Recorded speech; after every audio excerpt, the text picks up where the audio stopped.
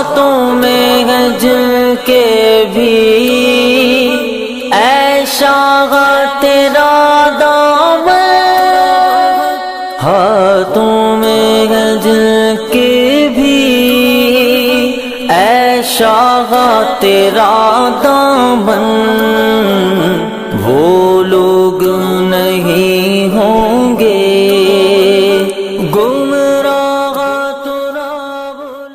کیا امام اعظم ابو حنیفہ رضی اللہ عنہ امام جعفر صادق رضی اللہ عنہ کے شاگرد تھے؟ اگر ایسا ہے تو فقہ جعفریہ الگ کیوں ہے؟ دیکھیے، امام اعظم رضی اللہ عنہ نے امام جعفر سے اکتساب فیض کیا، اس میں کوئی شک کی بات نہیں۔ اس پر ہم نے پوری کتاب لکھی امام اعظم ابو حنیفہ، اور اس میں بڑے مستند حوالوں سے یہ ثابت کیا کہ امام اعظم رضی اللہ عنہ حضرت امام جعفر صادق رضی اللہ عنہ سے ان کا تعلق تھا۔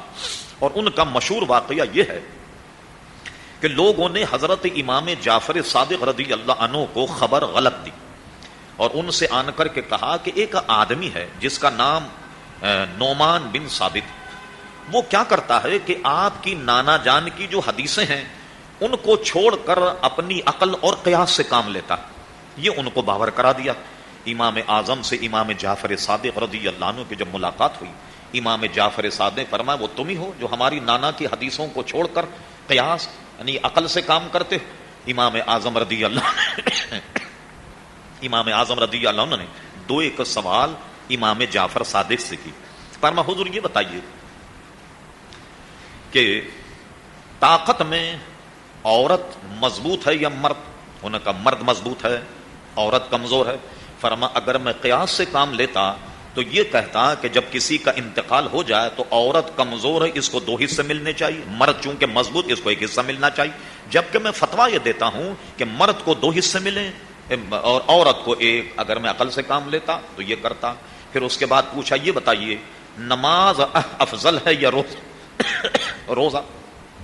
نماز چونکہ 12 مہینے پڑھی جاتی، روزہ 1 مہینے میں رکھا جاتا ہے رمضان۔ انہوں نے کہا کہ بھئی نماز افضل ہے۔ فرمان نماز افضل ہے، حائضہ عورت کو اگر میں عقل سے کام لیتا تو کہتا کہ روزوں کی قضا تو مت رکھو، نماز کی قضا کرو، اس لیے کہ نماز روزوں اس معنی کر افضل ہے کہ 12 مہینے پڑھی جاتی، لیکن میں عقل سے کام نہیں لیتا، آپ کے نانا کی حدیث کے مطابق میں فتویٰ دیتا ہوں کہ حائضہ عورت کو نماز معاف ہے لیکن روزوں کی قضا کرے گی۔ تیسرا مسئلہ ایک اور ہم نے سنا، وہ بھی ہے، وہ یہ ہے فرمایا کہ جب آدمی چمڑے کے موزے پہنے تو مسح کہاں کرے گا؟ بھئی زمین پر تو پیر لگتے ہیں، زمین پر پیر لگتے ہیں، تلوے۔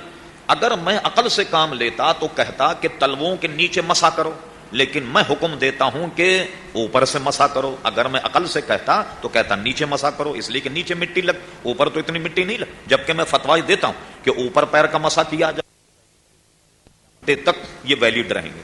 کیا مطلب ہو اس کا؟ جب بھی وضو ٹوٹے اب آپ کو پیر دھونے کی ضرورت نہیں، پورا وضو کیجئے اور پیر کا گیلے ہاتھ سے اوپر سے مسح کر لیں، سمجھے؟ اب وضو ٹوٹنے کے 24 گھنٹے تک آپ یہ کر سکتے۔ اگر مسافر ہو اس کی میعاد اور بڑھ جائے گی، یعنی 72 گھنٹے ہو جائے گی۔ اگر آپ سفر کر رہے ہیں تو پیر مت دھوئیے مگر چمڑے کے موزے۔ لوگ چونکہ آسانی کے بہت زیادہ دل دادا ہیں، جیسے 20 تراویحوں کو 8 کر دیا، انہوں نے کیا کیا؟ چمڑے کے موزے نہیں، نائلون کے موزے پہ بھی مسح شروع کر دیا۔ لیجئے سب تاکہ اور آسانی ہو جائے۔ آپ ایسا مت کیجئے، مسح کا چونکہ ذکر آیا تو مسح چمڑے کے موزے پہ کیا جائے گا، نائلون یا گرم موزوں پر مسح نہیں ہوگا۔ اب اس کے بعد چند مہینے امام اعظم نے امام جعفر صادق رضی اللہ عنہ سے اکتساب فیض کیا۔ رہا شاگرد کا مسئلہ، شاگرد تو وہ حضرت حماد کے تھے رضی اللہ عنہ، اور حضرت حماد جو تھے وہ حضرت ابراہیم نخعی رحمت اللہ علیہ جو ہیں وہ ان کے شاگرد تھے، جو بہت بڑے فقیہ گزرے ہیں، گویا کیا نام ہے یہ کوفے کے، تو ان کے شاگرد، لیکن ان سے اکتساب فیض کیا۔ اور ہم نے یہ بھی نقل کیا کہ امام اعظم ابو حنیفہ نے فرمایا کہ اگر میری ملاقات امام جعفر صادق رضی اللہ عنہ سے اگر نہ ہوتی تو نعمان ہلاک ہو گیا ہوتا۔ یہ ہم اعتراف کر رہے ہیں اس بات۔ اب آپ نے الٹ کیوں سوچا؟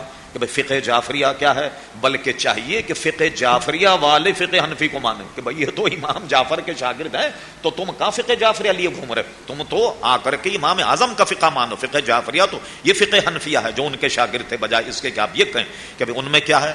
یہ ہے جناب مسئلہ اکتساب فیض کیا، اور یقیناً امام جعفر صادق کا فیض امام اعظم ابو حنیفہ نے حاصل کیا، اور فقہ حنفیہ ہی حقیقت میں فقہ جعفریہ۔